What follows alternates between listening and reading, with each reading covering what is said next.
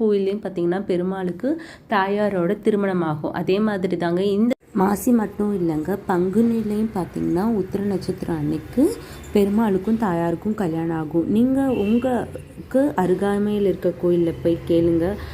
பங்குனி உத்திரத்து அன்னைக்கு திருமணம் ஆகிற அந்த நிகழ்ச்சியை பார்த்துட்டு பெரும்பாலானோருக்கு தெரியாத ஒரு விஷயத்தை நான் இங்கே பகிர்றேங்க. நம்ம எல்லாருக்குமே தெரியும், மகாலட்சுமி பத்தினி படித்தாண்டாதவங்க. அதனால பெருமாள் தாங்க மகாலட்சுமியை தேடி போவாங்க கல்யாணத்து அன்னைக்கு. மகாலட்சுமியோட சன்னதியில் எதிர்க்க மட்டும்தான் கல்யாண வைபோகம் நடக்கும். ஸோ மகாலட்சுமி பெருமாளை தேடி வரமாட்டாங்க. அந்த மாதிரி தான் இங்கே நடக்கும். இந்த வைபவம் அன்னைக்கு பார்த்திங்கன்னா பெருமாளும் தாயாரையும் பெருமாளை கொண்டு போய் தாயாரோட சன்னதியில் வச்சு தாங்க அன்னைக்கு இரவு ஃபுல்லாக பெருமாள் தாயாரோட சன்னதியில் தான் இருப்பார். இதை காலையில் அந்த அந்த புஷ்ப அலங்காரம்லாம் பண்ணி